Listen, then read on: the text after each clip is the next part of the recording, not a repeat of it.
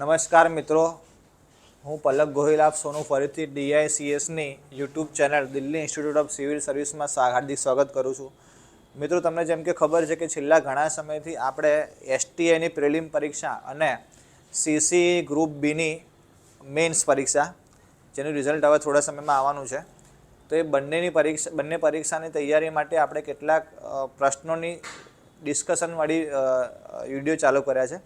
તો એ અનુસંધાનમાં આપણે હિસ્ટ્રી જે છે, હિસ્ટ્રીની અંદર ટોટલ 8 ચેપ્ટરો છે મિત્રો. તો 8 ચેપ્ટરોમાં આપણે આની અગાઉના 2 વિડીયોમાં ચેપ્ટર 1 યુનિટ 1 અને યુનિટ 2ની ચર્ચા કરી હતી.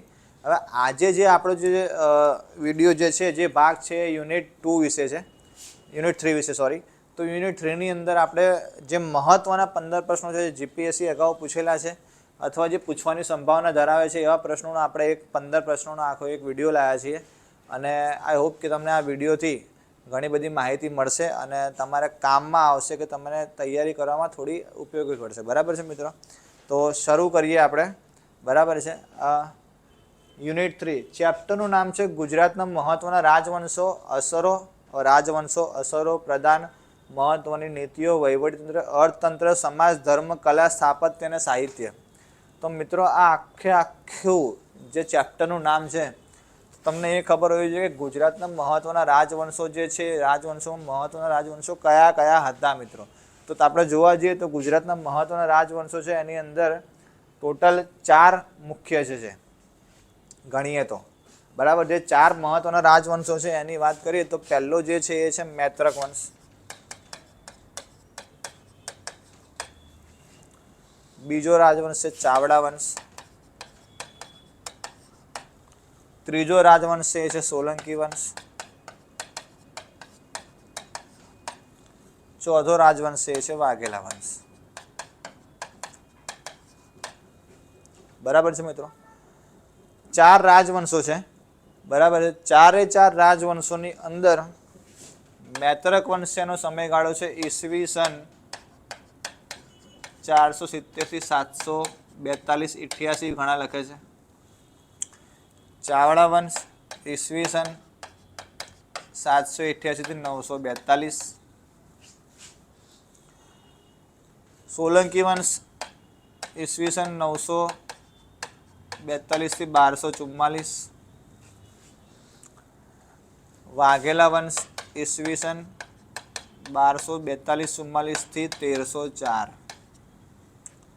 આ સમયગાળો યાદ રાખવો જરૂરી નથી, પણ યાદ રહે તો સારું છે. તમને એવું પૂછી શકે એક્ઝામની અંદર, એક પ્રશ્ન હું તમને અત્યારે બનાવી આપું છું કે ગુજરાતના મહત્ત્વના રાજવંશોને તેમના ઉતરતા ક્રમમાં ગોઠવો. આ 4 રાજવંશો આપ્યા હોય તો તમારે એ રાજવંશોને પહેલેથી છેલ્લા ક્રમમાં ગોઠવવાના according to their ruling dynasty. તમને ખબર હોય છે કે પહેલો વંશ હતો એ કયો હતો, બીજો વંશ કયો હતો, ત્રીજો કયો હતો, ચોથો કયો હતો. બરાબર છે? એટલે તમને આ થોડો ઓરલ થોડી ખબર હોય તમે આનો જવાબ આપી શકો. બરાબર છે મિત્રો?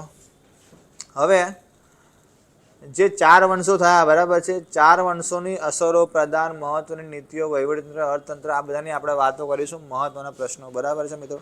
હવે આમાં એક વસ્તુ તમને હું કહી દઉં કે જે નીતિઓ જે છે એ કે વહીવટીતંત્ર 2, અર્થતંત્ર અને સમાજ, આ 4 વસ્તુઓ જે છે એ મેઇન્સનો ટોપિક છે. પ્રિલિમમાં પૂછાય એવા પ્રશ્નો નથી. અને GPSCનું તમે પેપર જોયું હોય, STIનું, DYSOનું, ક્લાસ 1, 2નું કે PIનું કોઈ પણ, તો તમને થોડો ઘણો આઈડિયા હશે કે ગુજરાતનો જો ટોટલ આમાં કેવું છે કે 200 માર્કનું પેપર હોય ને 200, તો એની અંદર 25 માર્કના અલગ અલગ દરેક સબ્જેક્ટનું કન્ટ્રીબ્યુશન હોય. એટલે 25 માર્ક હિસ્ટ્રીના, 25 માર્ક કલ્ચરના, 25 બાયોના, 25 જીઓગ્રાફીના, 25 પોલિટી, 25 ઇકોનોમિક્સ, એવી રીતે. બરાબર. હવે 25 પ્રશ્ન GPSCમાં હિસ્ટ્રીમાં પૂછ્યા, તો એમાં ગુજરાતના પ્રશ્ન પૂછાય કેટલા? તો તમે જુઓ, 25માંથી ગુજરાતના પ્રશ્ન પૂછાય મેક્સિમમ ટુ મેક્સિમમ 5 થી 6. હવે જે 5 થી 6 પ્રશ્ન પૂછાય એમાંથી પણ ગુજરાતના મહત્વના રાજવંશો જે ચેપ્ટરનું નામ છે ચેપ્ટર 3, એના પ્રશ્નો કેટલા પૂછાય? 2-3. બરાબર છે? અને 2-3ની બી અંદર સૌથી મહત્વનો કયો રાજવંશ છે જેના પ્રશ્ન પૂછવાની સૌથી વધુ શક્યતા રહેલી છે, તો એ છે સોલંકી વંશ. બરાબર છે મિત્રો.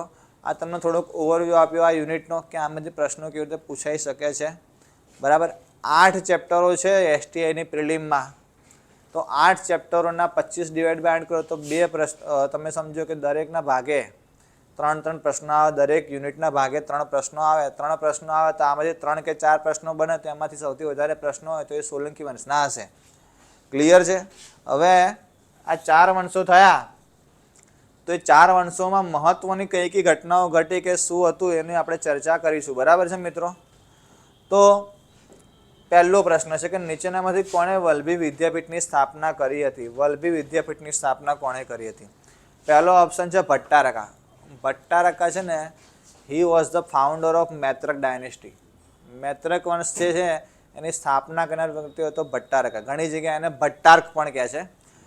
ભટ્ટાર્ક કે ભટ્ટારકા કે બંને સાચા જવાબ છે. બંને શબ્દનો અર્થ વ્યક્તિ એક જ છે. બરાબર છે. તો ભટ્ટારકાએ તો મૈત્રક વંશની સ્થાપના કરી હતી, વલ્લભી વિદ્યાપીઠની સ્થાપના કરી નહોતી. ભટ્ટારકા કોણ હતું નહીં બી કીધું. ભટ્ટારકા એ ગુપ્ત વંશ જે છે, ગુપ્ત વંશનો એક સૂબો હતો. બરાબર. ગુપ્ત વંશ તમને ખબર છે કે સ્કંદગુપ્ત જે છે એના અંતિમ મહાન રાજવી હતો. સ્કંદગુપ્તના મૃત્યુ પછી જે ભાનુગુપ્ત ને શશિગુપ્ત ને વિષ્ણુગુપ્ત બધા આવ્યા હતા, નબળા રાજાઓ હતા.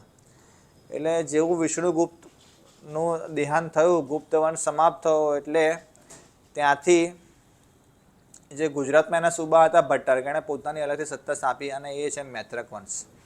બરાબર છે.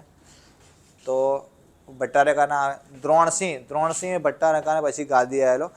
ભટ્ટારકા મૈત્રક વંશની અંદર સિસ્ટમ શું હતી ખબર છે મિત્રો? કે એવું નહીં કે રાજા હોય તો રાજા પછી એનો છોકરો ગાદી આવે.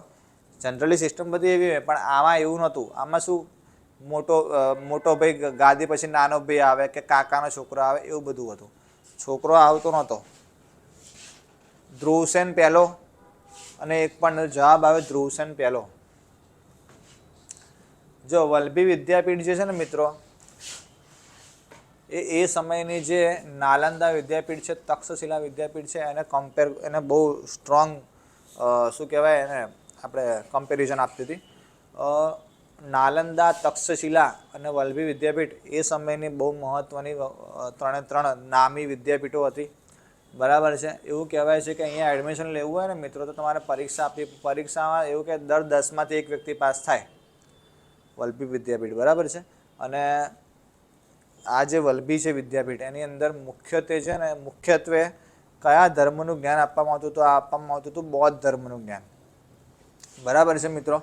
અને બહુ મોટા વર્ગખંડો હતા. અને જે આપણે અત્યારે હોલ જોઈએ છે કે જેમાં 400-500 લોકો બેસતા હોય, તો અહીંયા પણ એવા જ પ્રકારના હોલ હતા કે જેમાં 400-500 લોકો બેસીને અધ્યયન કરી શકતા. બરાબર છે. પરીક્ષામાં દર 10માંથી 1 વ્યક્તિ આવતો, પણ એના કરતાં બી અઘરી પરીક્ષા આપણી જીપીએસસીની કે જેમાં 100માંથી 1 વ્યક્તિ આવે છે. બરાબર છે. પણ આમાં એડમિશન લેવું હોય તમારે તો 10માંથી 1માં આવવાની ગણતરી રાખવાની.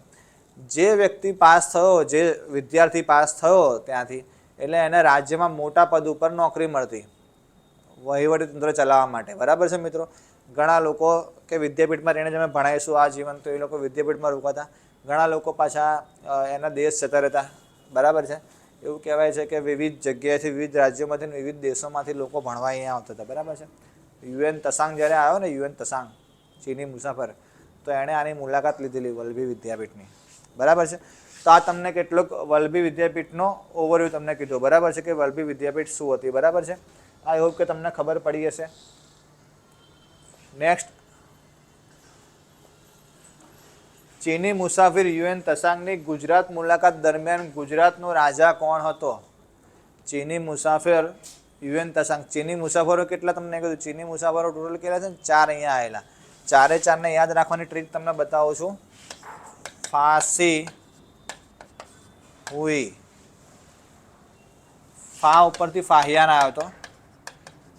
સી ઉપરથી સંયુગ્મન. હુઈ ઉપરથી યુએન તસાંગ. અને ઈ ઉપરથી ઈસિંગ.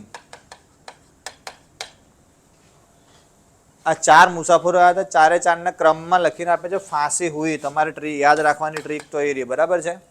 હવે તમે સમજો કે આ 4 મુસાફરો આવ્યા તેમાં યુએન તસાંગ જ્યારે આવ્યો તો યુએન તસાંગ જ્યારે ગુજરાતમાં આવ્યો ત્યારે રાજા કોણ હતો એ પ્રશ્ન પૂછ્યો છે.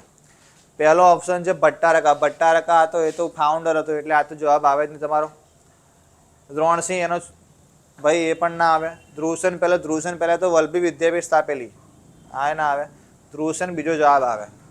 હવે આ ધ્રુવસેન બીજો કોણ હતો તમને એ બી કીધું. ધ્રુવસેન બીજો છે ને મિત્રો એ હર્ષવર્ધન કરીને એક રાજા થઈ ગયો ભારતની અંદર.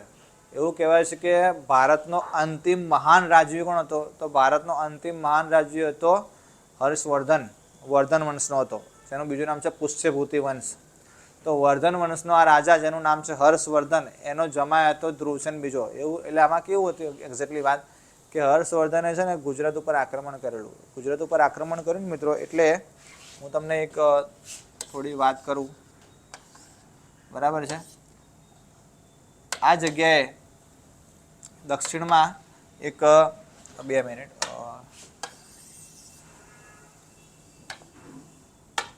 આ ગુજરાતનો નકશો છે અને અહીંયા સાઉથમાં એક ગુર્જર વંશનો રાજા હતો જેનું નામ હતું દદ્દ. આ દદ્દ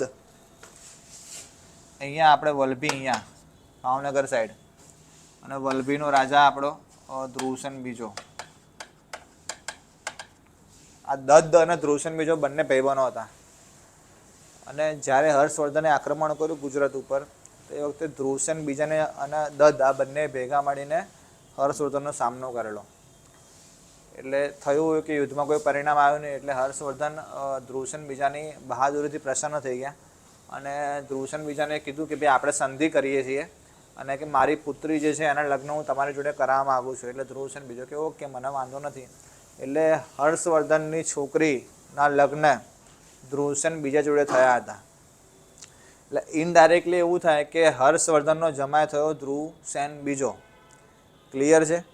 એટલે આના ઉપરથી એક પ્રશ્ન પૂછેલો જીપીએસસીએ કે નીચેનામાંથી હર્ષવર્ધનને ગુજરાતના કયા વંશ જોડે વૈવાહિક સંબંધો હતા? તો જવાબ આવે મૈત્રક વંશ. શું આવે? મૈત્રક વંશ. બરાબર છે. એટલે આ બી એક પ્રશ્ન પૂછાયો છે. તો ગુજરાત મુલાકાત દરમિયાન કોણ હતો? આપણે ધ્રુવસેન બીજો હતો. બરાબર, આ તમારો જવાબ છે. આનું બીજું નામ છે બાલાદિત્ય. બરાબર છે, એ પણ એનું એક ઉપનામ છે. તો આઈ હોપ કે તમને ખબર પડી હશે આ પ્રશ્નની અંદર. આપણે દરેક પ્રશ્ન છે ને એની ડિટેલમાં ચર્ચા કરી રહ્યા છે. ડિટેલમાં ચર્ચા કરવાનું કારણ એટલું છે કે તમને ખબર પડે કે હા આ ઓપ્શનમાં આટલું આપણે યાદ રાખવા જેવું છે. બરાબર છે મિત્રો. નેક્સ્ટ આપણે આગળ વધીએ. અણહિલપુર, પાટણ અને ચાંપાનેરની સ્થાપના કરનાર ચાવડા વંશનો પ્રશ્ન આવ્યો. તો ભુવડ તો થોડી સ્થાપના કરેલી. ભુવડ તો છે ને ભાઈ એ તો આક્રમણ કરનાર વ્યક્તિ હતો. ભુવડે છે ને આક્રમણ કરેલું. કોની ઉપર આક્રમણ કરેલું? જય શિખરી ચાવડા. આની રાજધાની ક્યાં હતી? પંચાસર. રાજધાનીનો રાજા જય શિખરી ચાવડા. જય શિખરી ચાવડાએ આક્રમણ કર્યું. ભુવડે આક્રમણ કર્યું જય શિખરી ચાવડા ઉપર. આક્રમણ કર્યું એ વખતે જય શિખરી ચાવડાની પત્ની, બરાબર છે, રૂપસુંદરી ગર્ભવતી હતા. તો એ ત્યાંથી નાસી છૂટ્યા એમના ભાઈ છે રૂપસુંદરીના ભાઈ જોડે અને જંગલમાં રહ્યા. જંગલમાં એમણે એક છોકરાને જન્મ આપ્યો જેનું નામ હતું વનરાજ ચાવડા. આ વનરાજ ચાવડાએ ભુવડને હરાયો હતો. ત્યારે વનરાજ ચાવડાએ ભુવડને હરાયો ત્યારે એની ઉંમર હતી 50 વર્ષની. એટલે તમે સમજો કે એક વ્યક્તિનું રાજ્ય છે. સમજવા જેવી વસ્તુ શું ખબર કે એક વ્યક્તિનું પપ્પા રાજા હતા, એનો છોકરો જંગલમાં મોટો થયો અને 50 વર્ષની ઉંમરે એણે પાછું એનું રાજ્ય લીધું.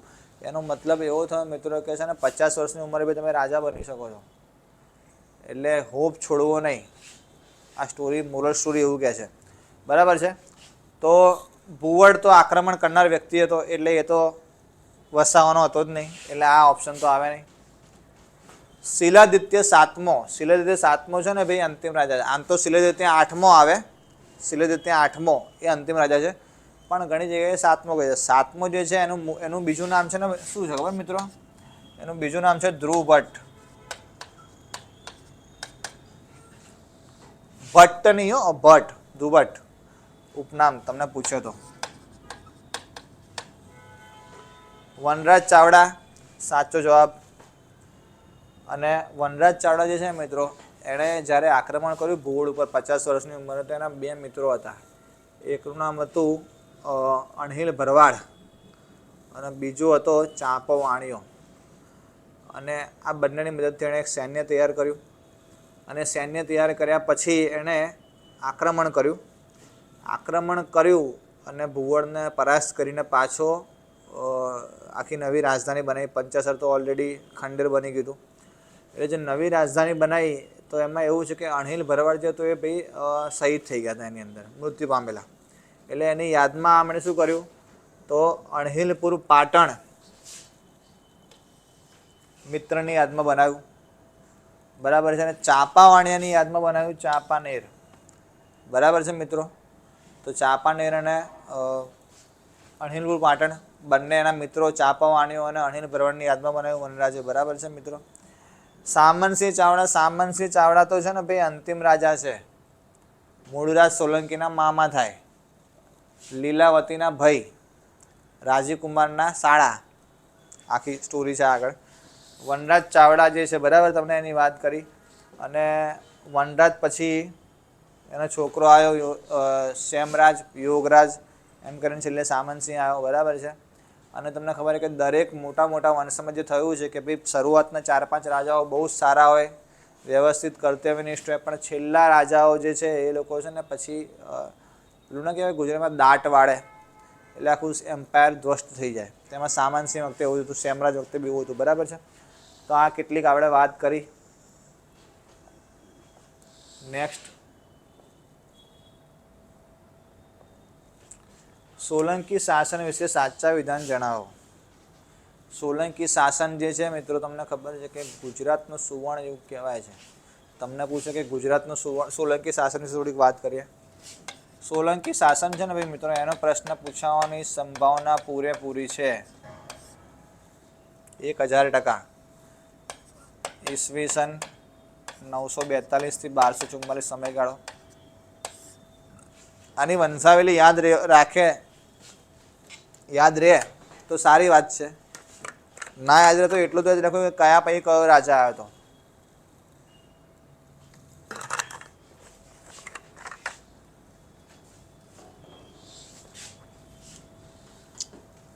વંશાવલી આપણે એને ડ્રો કરીએ તો ઓકે.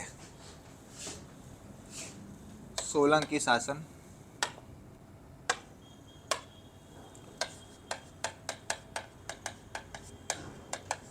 બધા રાજાના નામ યાદ રાખવાના નહીં, પણ કેટલાકને યાદ રાખવા જરૂરી છે. જેમ કે પહેલા હતો મૂળરાજ સોલંકી. આનો મામો કોણ હતો? આના મામા હતા સામંતસિંહ ચાવડા વંશનો અંતિમ રાજા.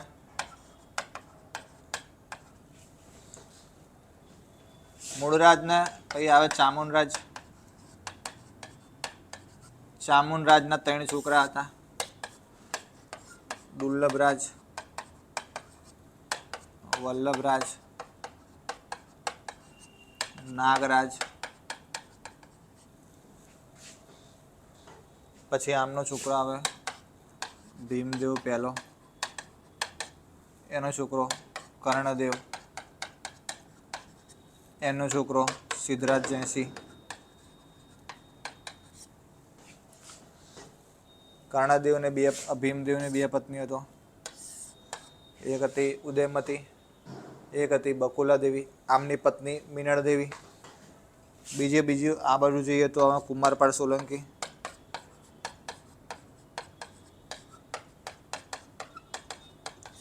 એમ કરતાં પછી આગળ જઈએ તો હવે ભોળો ભીમ. આનું નામ છે ભીમ બાણાવાડી. આ ભોળો ભીમ એટલે ભીમદેવ બીજો, બરાબર છે. આમ કરતાં અંતિમ રાજા આવે છે ત્રિભુવનપાળ. ક્લિયર મિત્રો? Tribhuvanpal Solanki is the last king of Solanki dynasty. આ ડાયનેસ્ટી જે મિત્રો છે, તમારે ફોટો પાડો તો પાડી શકો છો. આ મહત્ત્વના રાજાઓ છે, બરાબર છે. યાદ રહે તો તમને થોડો આઈડિયા આવશે કે કઈ રીતે આગળ આખી જો આમાં કેવું છે ઇતિહાસનો તમે કથાની જેમ વાંચો ને તમને વધારે યાદ રહે સ્ટોરીની જેમ, પણ એ તો ખબર જ ને કે કોના પછી કોણ આવ્યો. આટલા રાજા તો યાદ હોવા જ જોઈએ. તો તમને પ્રશ્ન એક બની શકે કે ભાઈ સોલંકી વંશના રાજાઓને તેમની સત્તા અથવા સિંહાસનની યાદીના રૂપે ઉપરથી નીચેના ક્રમમાં ગોઠવો. 4 રાજાઓના નામ આપી દે તમને ખબર હોય છે કે પહેલેથી છેલ્લે કોણ હતું, કયો રાજા આવ્યો. 2 બી ખબર હોય ને ક્યારે પછી આવ્યો, નાના પછી આ હતો ક્યાંની પહેલાં આ, તો તમને બીજા 2 જવાબ ઓટોમેટિક આવડી જાય ઓપ્શન જોઈને જ. બરાબર છે મિત્રો? તો આ એક આપણે થોડુંક ડ્રો કર્યું. હવે આપણે આગળ વધીએ આપણા પ્રશ્નમાં. તો ઓકે, તો સોલંકી શાસન વિશે પહેલું વિધાન શું છે કે ગુજરાતને ગુજરાત નામ સોલંકી કાળ દરમિયાન મળ્યું. વાત સાચી? હા, વાત સાચી છે. ગુજરાતને ગુજરાત નામ સોલંકી શાસન મળ્યું. એની પહેલાં ગુર્જર દેશ કહેવાતો હતો, તો આ વાત સાચી છે. બીજું, ભીમદેવને ભીમ બાણાવળી તરીકે, આ વાત બી સાચી છે. આ ભીમદેવ જે છે ને પહેલો, એના બાણ ચલાવતા બહુ મસ્ત આવડતું, અર્જુન ને કર્ણ અને પરશુરામની જેમ, એટલે એને બાણાવળી, ભીમ બાણાવળી કહેતા. બરાબર છે? તો ભીમદેવ 2 છે, ભીમદેવ પહેલો, ભીમદેવ બીજો છે એને ભોળો ભીમ કહે છે અને પહેલાના ભીમ બાણાવળી કહે છે. બરાબર? તમને આગળની જે સ્ટોરી તમને ખબર છે કે ભાઈ સોમનાથ ઉપર જ્યારે મોહમ્મદ ગઝનીએ આક્રમણ કરેલું, આક્રમણ ક્યારે કરેલું મિત્રો? ઈસવીસન 1026, તારીખ હતી 7મી જાન્યુઆરી 1026, આ તારીખ હતી. એટલે અત્યારે 2024 ચાલે છે, એટલે આજથી 998 વર્ષ પહેલાંની વાત. આક્રમણ કર્યું મોહમ્મદ ગઝનીએ. બરાબર છે? અને મોહમ્મદ ગઝનીએ આક્રમણ કર્યું મિત્રો, તો તમને એવું કહેવાય છે કે મોહમ્મદ ગઝની છે ને એનું સૈન્ય કેવું મોટું ખબર છે કે ખાલી 40,000 તો ખાલી ઊંટ, જેની ઉપર ખાલી શાકભાજીને પેલું ખોરાક બધા લટકાયેલા હોય અને પાણી, તો 40,000 લોકોને ખાવાનું હોય તો પછી સેના કેટલી મોટી હશે. એવું કહેવાય છે કે આ ગજનીનું સૈન્ય જ્યારે ચાલતું ને એ કોઈ જગ્યાએથી રણમાંથી કેવી જગ્યાએ, તો જે જગ્યાએ રાત્રિ પડાવ મૂકે ને સૈન્ય, એ સમયે એક રાત માટે એ જગ્યાએ આખું શહેર વસી જતું. હવે એવડું મોટું સૈન્ય લઈને આ ભાઈએ સોમનાથ ઉપર આક્રમણ કરેલું, તમે વિચારો. એ તારીખ હતી 7 જાન્યુઆરી 2026. પછી આગળની વાત તો એવી છે કે જ્યારે છે ને મોહમ્મદ ગઝનીએ આક્રમણ કર્યું ને સોમનાથ ઉપર, તો સોમનાથની અંદર જે શિવલિંગ છે ને એની બાજુ, એની ચારે બાજુ મેગ્નેટ લગાવેલા, એટલે શિવલિંગ વચ્ચે હોય 4, એક રૂમની અંદર જે ગર્ભગૃહ હોય એમાં 4 ખૂણા પર 4 મેગ્નેટવાળા થાંભલા, વચ્ચે શિવલિંગ હોય એટલે ચારે બાજુ સરખો ફોર્સ લાગે એટલે શિવલિંગ હવામાં ઊભું રહે. જ્યારે ગઝનીએ દરવાજા ખોલ્યા ને, દરવાજા ચંદનના લાકડાના બનેલા, કૃષ્ણ ભગવાને લગાવેલા, એ ચંદનના લાકડા લઈ ગયેલો આ વ્યક્તિ. સોનું તો એ તો લૂંટેલું જ, ગોલ્ડ અને એ બધું, પણ ચંદનના લાકડા લઈ ગયેલો. અને જેવો દરવાજો ખુલ્યો ને સોમનાથ મંદિરનો, તો અંદર જોઈને જ અચંબામાં આવી ગયો કે અરે શિવલિંગ જે હવામાં છે એમ. તો આવી ટેકનોલોજી આપણી આગળ 1000 વર્ષ પહેલાં હતી મિત્રો. બરાબર છે? તો ભીમદેવ પહેલા વખતે આક્રમણ થયેલું. હમીરજી ગોહિલ અને વેગળો ભીલ બંને આમાં શહીદ થયા હતા, મૃત્યુ પામેલા. એમના પાળિયા હજી પણ ત્યાં છે. સોમનાથ મંદિર જાઓ તમે, લેફ્ટ સાઈડમાં એના પાળિયા જોઈ શકો છો. બરાબર છે મિત્રો? તો જવાબ આવશે બંને સાચા. ક્લિયર છે? આગળ વધીએ.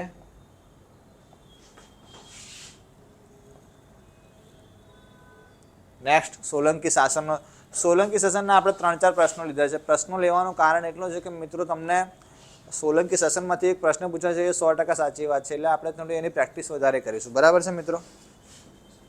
સોલંકી શાસનના સાચા વિધાનો જણાવો. પહેલું વિધાન, પાટણની રાણકી વાવ ઉદયમતીએ બંધાવી હતી. વિધાન સાચું ખોટું? હા, સાચી વાત છે.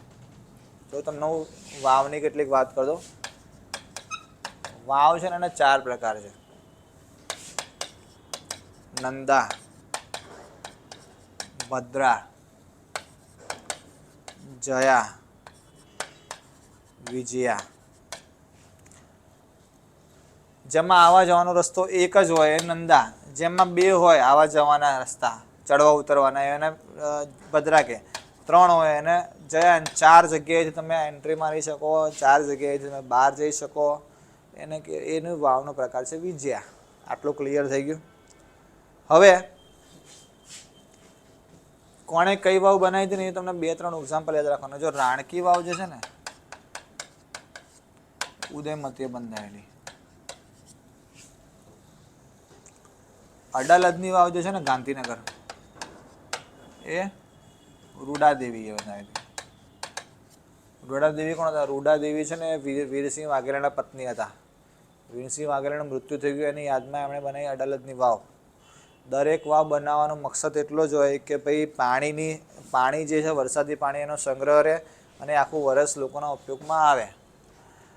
મોહમ્મદ બેગડો જે છે ને, મોહમ્મદ બેગડો, જેણે જૂનાગઢના પાવાગઢ જીતેલા, જ્યારે એણે અડાલજમાં આક્રમણ કર્યું ત્યારે એવું કહેવાય છે કે રૂડાદેવીએ મોહમ્મદ બેગડાને મારીને એનું દિલ કાઢેલું, એનું હાર્ટ કાઢી લીધેલું.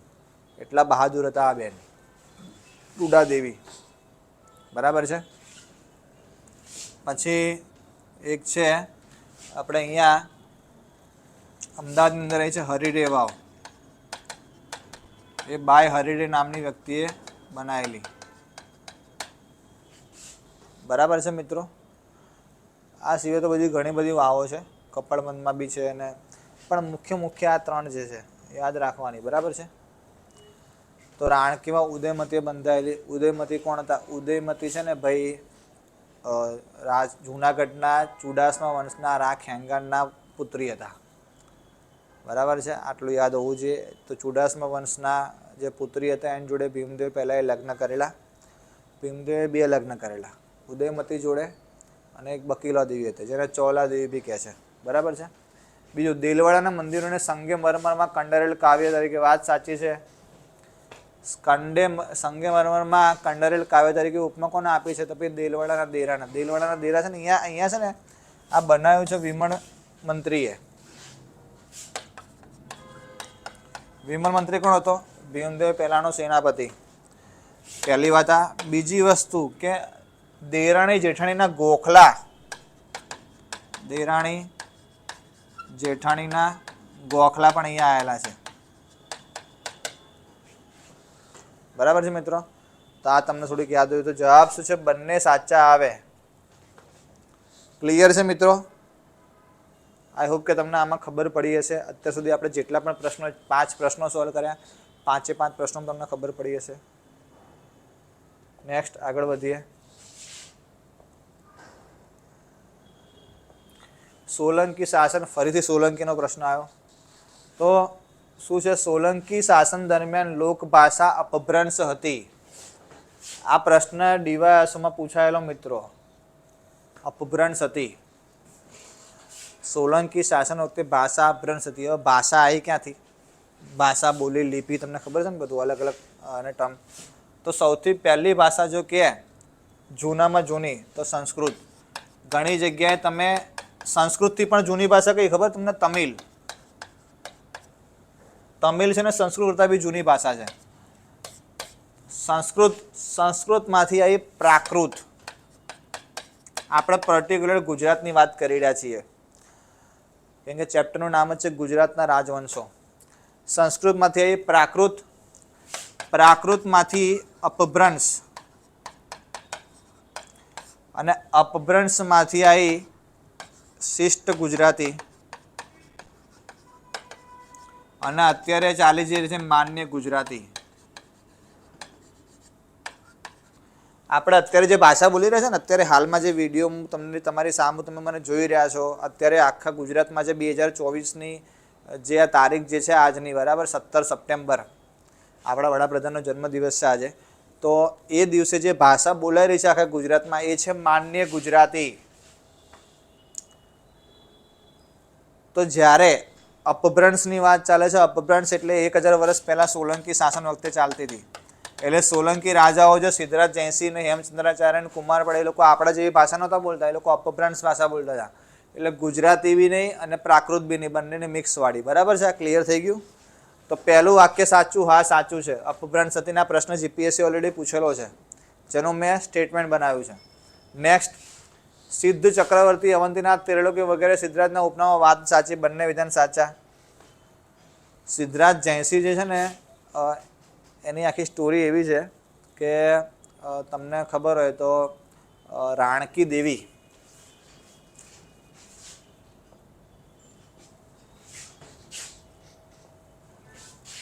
રાણકી દેવી આ નામ સાંભળ્યું હશે.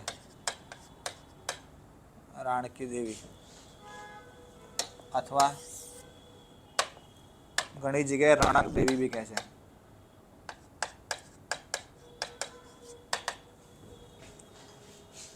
સિદ્ધરાજ જયસિંહ અને રણક દેવી આની બે સ્ટોરી છે. પણ જે સ્ટોરી લોકમુખે છે એની વાત કરું છું તો એમાં એવું છે કે ભાઈ રા ખેંગાર, જુનાગઢનો રાજા ચુડાસમાનો રા ખેંગાર અપહરણ કરેલું એવું કહે છે કે એની પત્ની હતી. રા ખેંગારને જ્યારે હરાવા ગયો ઉપરકોટની ગુફા, સિદ્ધરાજ જયસિંહ જ્યારે જુનાગઢ ગયો આક્રમણ કર્યું તો ઉપરકોટની ગુફામાં સંતાયેલા હતા. તો મેં રા ખેંગારના ભત્રીજા હતા દેવળ અને વિસળ. આ બંનેને સિદ્ધરાજ જયસિંહે ફોડ્યા અને પછી રાણકી દેવીને લઈ ગયા પાટણ. રસ્તામાં સુરેન્દ્રનગર, તમે જુઓ ગુજરાતનો આખો નકશો, અહીંયા જુનાગઢ છે, અહીંયા પાટણ છે, આ પાટણ છે, અહીંયા જુનાગઢ, જુનાગઢથી પાટણ જાય તો વસ્તામાં અહીંયા સુરેન્દ્રનગર આવે.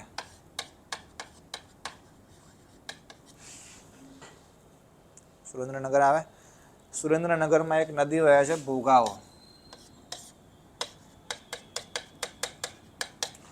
ભોગાવો નદીના કિનારે રાણક દેવી સતી થયા.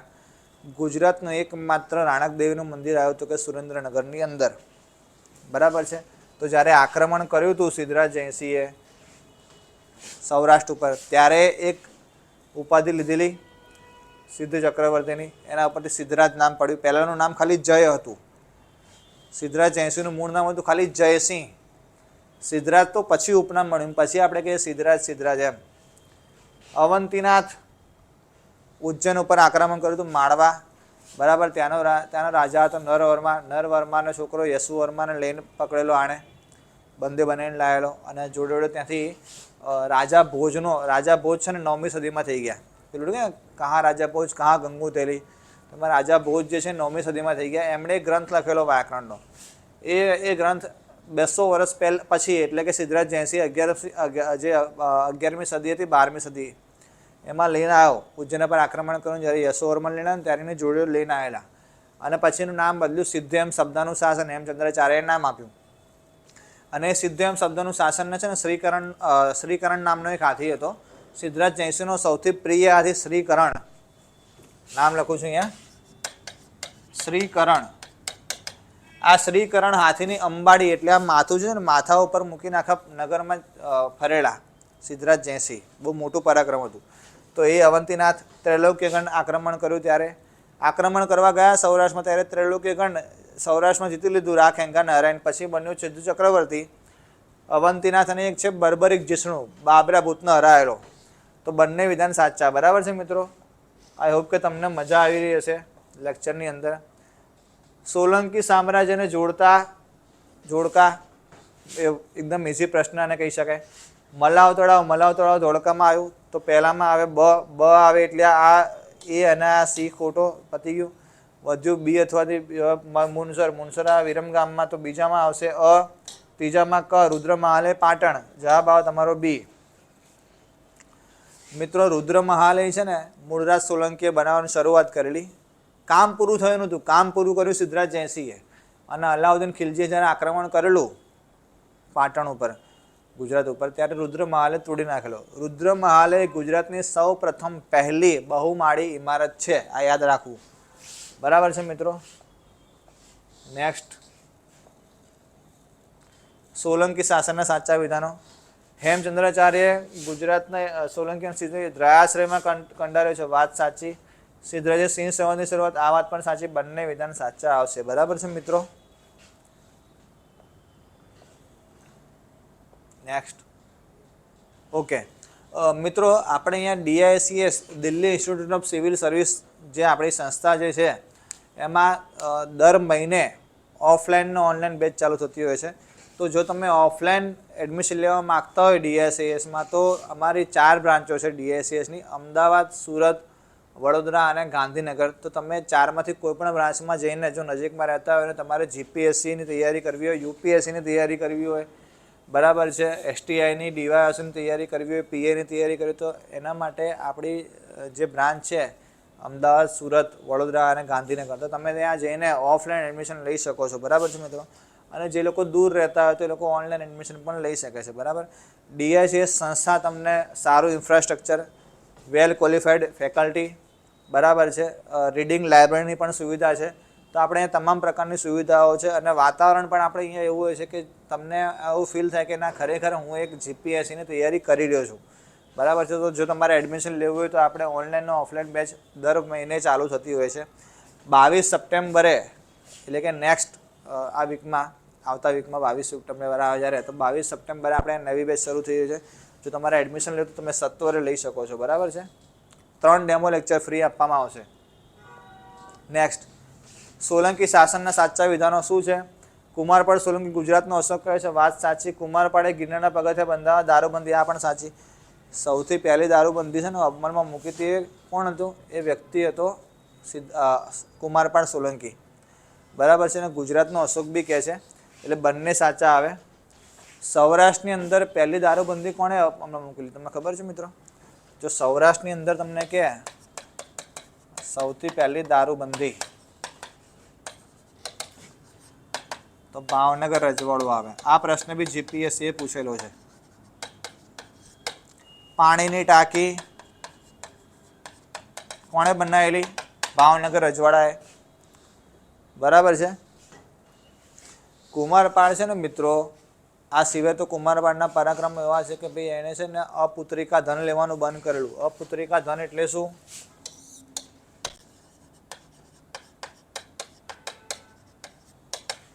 અપુત્રિકા ધન એટલે સમજો કે કોઈ માતા પિતાને એકને એક પુત્રી છે અને કોઈ કારણસર મા બાપનું મૃત્યુ થઈ જાય તો પુત્રી એકલી વધી, ઘરમાં એકલી રહી, ભાઈ છે નહીં એને, બરાબર. તો એ પુત્રી જે એકલી છે એનું ધન નહીં લેવાનું, મતલબ એ જે મા બાપ જે સંપત્તિ છોડીને ગયા છે એ સંપત્તિનો ઉપયોગ કરીને પુત્રી પોતાનું જીવન નિર્વાહ કરી શકે, એના માટે એણે અપુત્રિકા ધન બંધ કરી નાખી લેવાનું.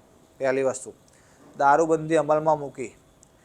ત્રીજી વસ્તુ, ગિરનારના પગથિયા એણે બનાવ્યા. ગિરનાર તમે જે જુઓ છો ને અત્યારે, આપણે ગિરનાર જઈએ ઘણી વાર તો તમે પગથિયા ચડીને જઈ શકો છો. હવે તો જો કે રોપવે આવી ગયો, પણ પગથિયા, રોપવેની પહેલાં પગથિયા હતો. તો પગથિયા બનાવનાર વ્યક્તિ કુમારપાળ સોલંકી હતો, બરાબર. તો ત્યારે પગથિયા નહોતા બનાવ્યા, ત્યારે પહાડ ચડવા જેવું હતું મિત્રો, બરાબર છે મિત્રો. એટલે પગથિયા કુમારપાળે બનાવેલા.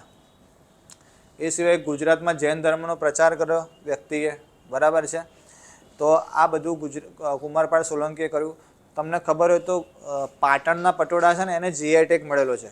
એ પાટણના પટોળા છે ને મિત્રો, એ ક્યારે પાટણના પટોળા માટે જે સાળવીઓ આવેલા ગુજરાત બહારથી, તો એ સાળવીઓ જે 700 સાળવીના પરિવાર આવ્યા હતા જેણે પાટણના પટોળાને ફેમસ કર્યું અને એને GI ટેગ અત્યારે આપવામાં આવ્યો સરકાર દ્વારા, બરાબર છે, જિયોગ્રાફિકલ ઇન્ડિકેશન ટેગ. તો એ પ્રશ્ન પણ GPSCએ પૂછેલો છે. તો એની ઓપ્શન જે હતો એનો જવાબ આવ્યો કુમારપાળ સોલંકી. આ ઘટના એક્ઝેક્ટલી કહ્યું છે કે સિદ્ધરાજ જયસિંહનું મૃત્યુ થયું. સિદ્ધરાજ જયસિંહ મતલબ 52-53 વર્ષ જીવેલો. તો સિદ્ધરાજ જયસિંહનું મૃત્યુ થયું અને કુમારપાળ સોલંકીનું ગાદી આવું. તો એ જે સમયગાળો હતો 2-3 મહિનાનો, બહુ ક્રુશિયલ ટાઈમ, એ સમય દરમિયાન જ આ લોકો બધા સાળવીઓ આવ્યા હતા પાટણના પટોળા બનાવવાળા, બરાબર છે. અને એના સમયની અંદર કુમારપાળના સમયની અંદર આ પાટણના પટોળા માટેના જે સાળવીઓ એને એસ્ટાબ્લિશ અહીંયા થયા, બરાબર. તો એમાં બી એ જ આવે કુમારપાળ સોલંકી. તો કુમારપાળ સોલંકીએ ઘણા સારા કામો કરેલા છે, બરાબર છે મિત્રો. તો આનો જવાબ આવશે 1 અને 2 બંને, બરાબર છે. નેક્સ્ટ આગળ વધીએ. સોલંકી સામ્રાજ્યના પ્રથમ અને અંતિમ રાજા તરીકે કોને ઓળખવામાં આવે છે? આ પ્રશ્ન એટલા માટે લીધો મિત્રો કેમ કે GPSCએ એક પ્રશ્ન પૂછેલો 4-5 વર્ષ પહેલાંની DYSની એક્ઝામની અંદર.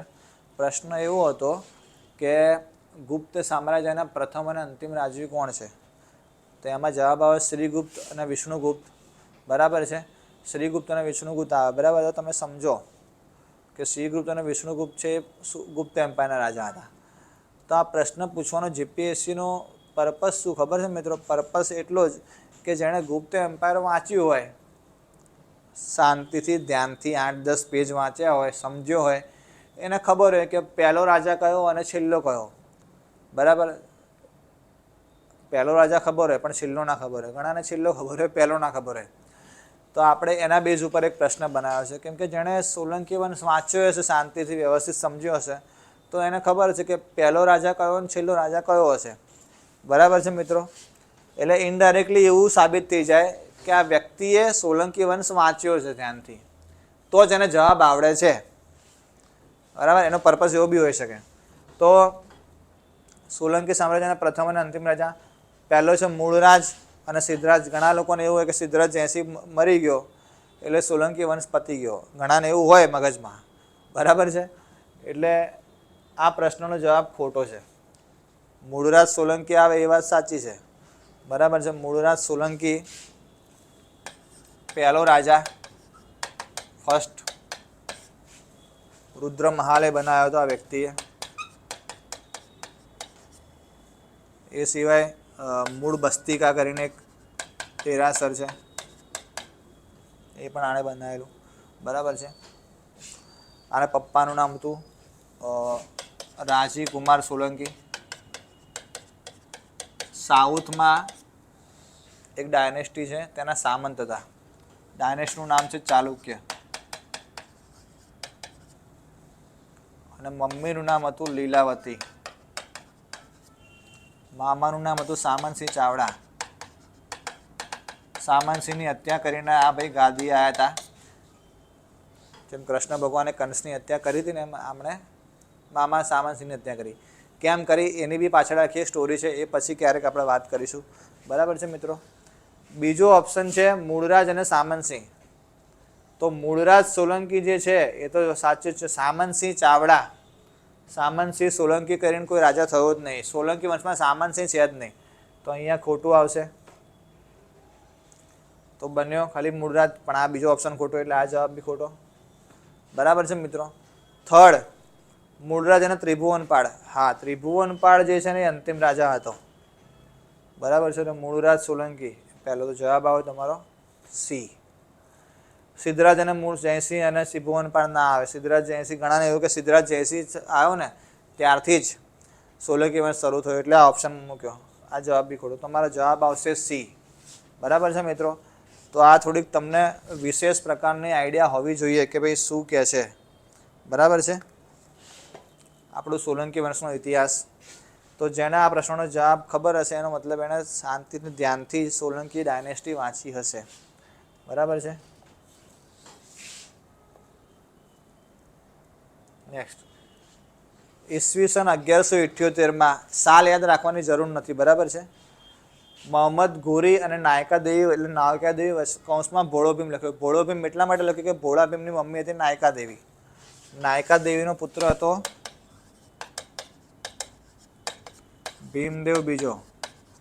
એટલે ભીમદેવ બીજો એટલે કે એનું નામ નહોતું પાડ્યું ભીમદેવ બીજો, એનું નામ હતું ભીમદેવ જ. પણ ભીમદેવ પહેલો થઈ ગયો હતો અને 4-5 પૂર્વજ પહેલાં. એટલે ઇતિહાસકારોએ શું નામ આપ્યું કે બે ભીમદેવ ભેગા ના થાય એટલે એકનું નામ ભીમદેવ પહેલો, એકનું નામ ભીમદેવ બીજો. બીજો કોઈ પર્પસ નથી લખવાનો. બરાબર. હવે આનું બીજું નામ હતું ભોળો ભીમ. આ ભાઈ ભોળો હતો. ભીમદેવની તમને વાત કરું, તમને ખબર છે સોલંકી વંશની અંદર સૌથી વધુ રાજ્ય કર્યું ને તો આ વ્યક્તિએ 64 વર્ષ. 64 વર્ષ ગાદીએ રહ્યો હોય તો એના છોકરાઓ હોય એ 40-45 વર્ષના થઈ ગયા હોય. એટલે 45 વર્ષ સુધી તો એના છોકરાને ગાદી મળે જ નહીં. એટલે અડધી જિંદગી પતી ગઈ હોય ત્યારે ગાદી મળે. એટલે આ ત્રિભુવનપાળના બધા મોટી મોટી ઉંમરે ગાદી આવેલા. વનરાજ ચાવડાની જેમ 50 વર્ષ એમ. તો મોહમ્મદ ઘોરી અને નાયકા દેવીનું યુદ્ધ કયા નામે ઓળખાય છે? તો પહેલો ઓપ્શન છે વિતસ્તાનું યુદ્ધ. વિતસ્તાનું યુદ્ધ છે ને મિત્રો, એ પોરસ અને સિકંદરની વચ્ચે થયું હતું. કોની વચ્ચે થયું હતું? પોરસ અને સિકંદર. પોરસ સિકંદર. તો આ તો આવે જ નહીં. ભૂચર મોરીનું યુદ્ધ. ભૂચર મોરીનું યુદ્ધ થયું હતું અકબરની સેના અને જામનગરના સૈન્ય વચ્ચે. બરાબર છે. તો આ બી ના આવે. ભૂચર મોરીના યુદ્ધને છે ને ગુજરાતનું પાણીપતનું યુદ્ધ બી કહે છે. હા, યાદ રાખવાનું. ક્યાદરાનું યુદ્ધ. સાચી વાત. ઘણી જગ્યાએ એને ક્યાદરાનું યુદ્ધ કહે છે કે ઘણી જગ્યાએ કસાદરાનું યુદ્ધ બી કહે છે. બંને જવાબ સાચા છે. કસાદરા એ જ ક્યાદરા છે. પાણીપતનું યુદ્ધ ખોટું. પાણીપતના 3 યુદ્ધ થયા છે. એમાં એકે યુદ્ધમાં મોહમ્મદ ઘોરી નાયકા દેવી આવ્યા નહીં. બરાબર. મોહમ્મદ ઘોરીની પહેલાં મોહમ્મદ ગઝની આક્રમણ કરેલું ભીમદેવ પહેલાં હતું. જો એમાં બી ભીમદેવ આવે છે અને આમાં બી ભીમદેવ છે. તો યાદ રાખવાનું કેવી રીતે કે તમે કક્કો લખશો તો ક, પછી ખ, પછી ગ, પછી ગ. તો જે ગ છે એના ઉપરથી ગજની પહેલા આવે, પછી ગોરી આવે, અને પહેલા આવે તો પહેલા ભીમદેવ પહેલો આવે, પછી ભીમદેવ બીજો ઘોડો ભીમ આવે. સિમ્પલ યાદ રાખવાનું છે. આમાં આને કહેવાય યાદ રાખવાની ટ્રીક, ગોખવાની વસ્તુ નથી. ક્લિયર છે મિત્રો? તો આ એક તમને આઈ હોપ કે ખબર પડી હશે. નેક્સ્ટ, જો આપણે બધા જ ઓપ્શનની વાત કરી રહ્યા છીએ તમને ખબર પડે કે અચ્છા કયો ઓપ્શનનું શું છે. વાઘેલા વંશના સાચા વિધાનો. વાઘેલા વંશની રાજધાની ધોળકા હતી, સાચી વાત છે. તમે કહેશો કે સાહેબ ધોળકા નહીં પાટણ હતી. શરૂમાં રાજધાની ધોળકા હતી. જૂનું નામ હતું ધવલ્લક. ધવલ્લક જૂનું નામ હતું ધોળકાનું. અને ધોળકામાં તમને ખબર છે મલાવ તળાવ આવેલું છે. વિસળદેવ વાઘેલાએ પાટણમાં વાઘેલાની સામે, આ વાત બી સાચી છે, બરાબર છે. ધોળકામાં તમને ખબર છે કે આમાં એક્ઝેક્ટલી કોણ હતું, કુમારપાળ જે છે ને, કુમારપાળ સોલંકી એના કાકા એના માસીના છોકરાઓ હતા, બરાબર છે. અરણોરાજ વાઘેલા અને બધા એરિયા. તો કુમારપાળ સોલંકીના માસીના છોકરાના કુમારપાળે આ પ્રદેશ આવેલો ધવલ્લક, કે જાઓ અને રાજ્ય કરો, મારા સામંત રહો. સામંત એટલે તમારે હાજરી પુરાવાની રાજ દરબારની અંદર. અને જે રાજા છે એ તો કુમારપાળ જ કહેવાય ત્યાંનો, પણ ત્યાં એણે પોતાનો એક વ્યક્તિ મોકલ્યો સામંત. માસીનો છોકરો હતો એમને, એટલે એમને થોડો વિશ્વાસ વધારે હતો, એટલે એમને આપેલું, બરાબર છે. અને પછી અરણોરાજના વંશમાં થયો વિસલદેવ. વિસલદેવ વાઘેલાનો એટીટ્યુડ સિદ્ધરાજ જયસિંહ જેવો હતો. એને સ્પષ્ટ એવું માનવું હતું. વિસલદેવ વાઘેલા વખતે સોલંકી રાજા કોણ હતો ખબર છે મિત્રો? ત્રિભુવનપાળ હતો. એટલે વિસલદેવ વાઘેલાનું કહેવું એવું હતું કે ભાઈ આપણે સોલંકી વંશના સામંત ખરા, ધોળકાના રાજા બી આપણે બધા, પણ સોલંકી વંશ ઉપર કોઈ ખતરો થાય તો લડવા જવાનું આપણે. એટલે કે વિસલદેવ કે આપણે બધે જવાનું એમ. તો કે આપણે જવાનું વિસલદેવ કે. વિસલદેવ અને વિસલદેવના ભાઈનું નામ હતું વિરમદેવ. આનો ભાઈ હતો એ વિરમદેવ. વિરમદેવની હત્યા કોણે કરેલી? એના ભાઈએ કરાયેલી વિસલદેવે. વિરમદેવે એક નગર વસાવેલું વિરમગામ, જે અમદાવાદમાં આવ્યું છે. તો વિરમગામ વસાવ્યું વિરમદેવે. અને વિસળદેવે વસાવ્યું વિસનગર. વિસનગર જે છે ને મહેસાણામાં આવ્યું, આણે વસાવ્યું. તો વિસલદેવ કે ભાઈ સોલંકી વંશમાં ત્રિભુવનપાળના કોઈ ઝઘડા થાય કોઈ જોડે તો લડવા આપણે જવાનું. તો કે લડીએ આપણે છીએ, તો આપણે શું કામ અહીંયા ધોળકામાં રહીએ, ધવલ્લકમાં? આપણે જઈને સોલંકી વંશને ત્યાં છે ત્રિભુવનપાળને કહીએ કે ભાઈ જો તમે ગાદીથી ઉતરી જાઓ શાંતિથી પહેરજો, તો અમે અહીંયા રાજા બનીશું, નકર બીજા રસ્તા છે. એટલે પછી ત્રિભુવનપાળને ઓફર મૂકી. ત્રિભુવનપાળ સોલંકી પછી માની ગયા, અને પછી ત્રિભુવનપાળની જગ્યાએ પછી ત્રિભુવનપાળ અંતિમ સોલંકી રાજા. એના પછી વાઘેલા વંશ શરૂ થયો અને એણે પાટણમાં સ્થાપના કરી વિસલદેવ વાઘેલા. એટલે આ વાત બી સાચી. ખિલજીએ કર્ણદેવ વાઘેલાના સમયમાં ગુજરાત પર આક્રમણ કરેલું, આ વાત બી સાચી છે. કરણ ઘેલો એક નાટક છે, કરણ ઘેલો. આ કરણ ઘેલોમાં કરણ કોણ છે? કરણ છે કર્ણદેવ વાઘેલા છે. કર્ણદેવ બે છે મિત્રો, એક છે કર્ણદેવ સોલંકી સિદ્ધરાજ જયસિંહના દાદા, અને બીજો છે કર્ણદેવ વાઘેલા. બંને અલગ. પેલો સોલંકી ડાયનેસ્ટી, આ વાઘેલા ડાયનેસ્ટી. તો કર્ણદેવ વાઘેલાનું બીજું નામ છે કરણ ઘેલો. અને નાટક ઉપરમાં બધી વાત છે. તો એમાં ખિલજીએ આક્રમણ કરેલું, બરાબર છે. એની કર્ણદેવની પત્ની નામ હતું કમલાદેવી, એને લઈ ગયા હતા. પછી મલિક કાફુર એને બી લઈ ગયો. તો બહુ લાંબી સ્ટોરી છે આખી. તો સાચા વિધાનો ઉપરોક્ત તમામ સાચા વિધાનો આવશે, બરાબર છે મિત્રો. Next, okay. જો મિત્રો આપણે અહીંયા ઓફલાઈન અને ઓનલાઈન બંને પેજ ચાલતી હશે, તો જો તમે ઓનલાઈન એડમિશન લેવા માગતા હોય, બરાબર, DSCSની અંદર, તો ઓનલાઈન એડમિશન વખતે તમે જો પલક 15 આ કોડનો ઉપયોગ કરશો તો તમને ઓનલાઈન એડમિશન વખતે ફ્લેટ 15% ડિસ્કાઉન્ટ તમને આપવામાં આવશે, બરાબર છે મિત્રો. અને જેમ કે તમને ખબર છે કે આપણે અહીંયા દર મહિને એક નવી બેચ શરૂ થતી હોય, તો તમારે જો એડમિશન લેવું હોય ઓફલાઈનમાં તો પણ તમે લઈ લેશો. અને ઓનલાઈન એડમિશન અને ઓનલાઈન ચાલુ કરવાનો મકસદ એટલો જ છે કે ભાઈ જે મહિલાઓ છે, ઘરની ગૃહિણીઓ છે, જે પછી કોલેજમાં ભણતા છોકરા છોકરીઓ છે, અથવા કોઈ વર્કિંગ પર્સન છે, એમને, અને કોઈ દૂરથી જે સિટીની દૂર રહેતા હોય એવા લોકો જો સિટીમાં ના આવી શકતો, તો એવા લોકો માટે ઘરેથી તૈયારી કરવી હોય તો આપણે ઓનલાઈન બેચ પણ શરૂ કરેલી છે. તો જો તમારે ઓનલાઈન એડમિશન લેવું હોય તો તમે પલક 15 કોડનો ઉપયોગ કરશો તો તમને ફ્લેટ 15% ડિસ્કાઉન્ટ આપવામાં આવશે, બરાબર છે મિત્રો. ગુજરાતના મહત્વના રાજવંશોને ક્રમમાં ગોઠવો. આ પ્રશ્ન પૂછવાની શક્યતા છે. તો પહેલો રાજવંશ આવશે મૈત્રક વંશ 1, બીજો આવશે ચાવડા, ત્રીજો આવશે સોલંકી, ચોથો આવશે વાઘેલા. એટલે 4 પહેલાં આવવો જોઈએ. 4 ક્યાં હશે પહેલાં? તો પહેલામાં તો 1 ને 2 એટલે આ તો ઓટોમેટિક કેન્સલ થઈ ગયો. સી અને ડી. તો બીજામાં આવશે 2, તો 4 પછી 2 પતી ગઈ જવાબ. જવાબ આવે ડી તમારો. બરાબર છે મિત્રો? જો તમને એક કે 2 ડાયનેસ્ટીનું ક્રમ ખબર હોય તો તમે ઓટોમેટિક બીજા તમે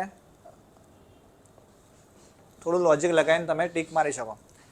ગુજરાતમાં સૌ પ્રથમ ટંકશાળ કોણે શરૂ કરેલી? આપણે આ મુસ્લિમ સલ્તનતમાંથી પ્રશ્ન લીધો છે. જનરલી પૂછતા નથી, પણ મહત્વના રાજવંશો છે એટલે આપણે એક મુસ્લિમ સલ્તનતમાંથી લીધો. પ્રથમ ટંકશાળ શરૂ કરનાર વ્યક્તિ હતા અહમદ શાહ પહેલો. બરાબર છે? અલાઉદ્દીન ખિલજીએ ટંકશાળ નહોતી કરી શરૂ.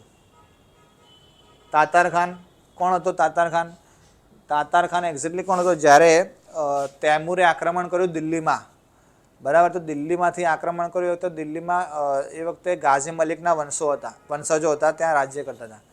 બરાબર, તો એમનો સૂબો હતો અહીંયા તાતાર ખાન, જફર ખાનનો છોકરો. એટલે એના પપ્પા જે જફર ખાન છે એ ગુજરાતના સૂબા હતા અને એનો છોકરો તાતાર ખાન. બરાબર છે? એટલે એ તો કરી નહોતી. અહમદ શાહ પહેલો, આણે ટંકશાળ શરૂ કરેલી. અહમદ શાહનો રોજો બી છે તમે એમ. પછી માણેક ચોક અમદાવાદમાં છે એ, સીદી સૈયદની જાળી, આ બધા માણેક બુરજ, રાણીનો હજીરો, આ બધું આણે બનાવ્યું. મોહમ્મદ બેગડો અહમદ શાહનો વંશજ, એણે જૂનાગઢ પાવાગઢ સ્થાપેલા. બરાબર છે? એ સિવાય ભમ્મરિયો કૂવો બનાવેલો મેં અમદાવાદની અંદર. બરાબર છે? જૂનાગઢમાં રાજધાની હતી એની, ચાંપાનેરમાં હતી અને અમદાવાદમાં હતી. તો જવાબ આવે અહમદ શાહ પહેલો. ક્લિયર છે? અખા ભગતની તમે વાત સાંભળી હશે. અખો ભગત અહીંયા જ કામ કરતા હતા. અને છેલ્લો પ્રશ્ન, જોડકા જોડો. ગોપ મંદિર જામનગરમાં આવ્યું અને કોણે બંધાવ્યું? કયા વંશમાં બંધ્યું હતું? બનાવ્યું હતું આ મૈત્રક વંશમાં બંધ્યું હતું. બરાબર? કેમ કે તમને ખબર છે કે કલા અને સ્થાપત્ય જે છે ટોપિક, તો આપણને ખબર હોય છે કે કયું મંદિર ક્યારે બન્યું. સહસ્ત્રલિંગ તળાવ બન્યું તો બધાને ખબર છે સોલંકી વંશમાં.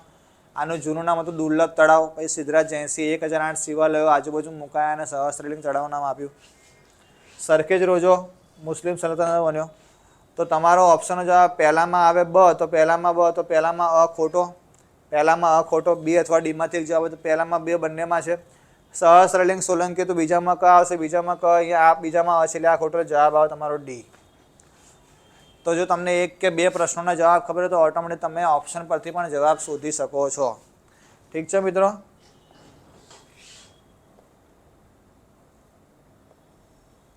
ઓકે, તો મિત્રો આ હતા મુખ્ય 15 પ્રશ્નો જે જીપીએસમાં પૂછાયેલા હોય અથવા પૂછાઈ શકે. બરાબર, યુનિટ 3ના. હવે જો તમે અમને સોશિયલ મીડિયા પર ફોલો કરવા માગતા હોય તો યુટ્યુબમાં અમારી ચેનલ છે Delhi institute of civil service, તમે એ સબસ્ક્રાઈબ કરી શકો છો. એમાં તમને ઘણા બધા વિડીયો તમને ફ્રી ઓફ કોસ્ટ જોવા મળશે. બરાબર છે? જો તમે ટેલિગ્રામ પર ફોલો કરવા માંગતા હોય તો DICS UPSC તમે સર્ચ કરશો તો મળી જશે ટેલિગ્રામમાં.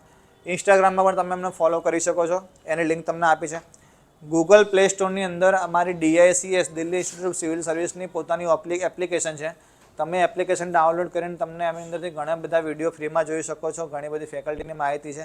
DICSનું ઇન્ફ્રાસ્ટ્રક્ચર કેવું છે એ પણ તમને અંદર બધી માહિતી તમને વિડીયો દ્વારા તમને મળી શકે છે. ફેસબુકમાં તમે અમને ફોલો કરવા માંગો તો ફેસબુક પર પણ ફોલો કરી શકો છો. અને જો તમે ડાયરેક્ટ ફોન કરી એડમિશન લેવો તો તમે ડાયરેક્ટ ફોન કરવો હોય તો તમે ડાયરેક્ટ ફોન પણ કરી શકો છો. ઓનલાઈન ઓફલાઈન બંને એડમિશન તમે લઈ શકો છો. જો ઓફલાઈન એડમિશન લેશો તો તમે ડાયરેક્ટ સંસ્થાઓ પર આવી શકો છો. અને ઓનલાઈન એડમિશન લેવું હોય તો પલક 15 નામનો કોડ યુઝ કરશો તો 15% ફ્લેટ ડિસ્કાઉન્ટ તમને મળશે. બરાબર છે મિત્રો? તો આઈ હોપ કે તમને આજના લેક્ચરમાં મજા આવી હશે. અને આવી જ રીતે તમને આગળ પણ આવા વિડીયો સાથે અમે ફરીથી મળતા રહીશું. ત્યાં સુધી આપ સૌનો ધન્યવાદ. Thank you very much. અને આપ સૌ સરકારી અધિકારી બનો એવી શુભેચ્છા સાથે thank you very much again. Thank you.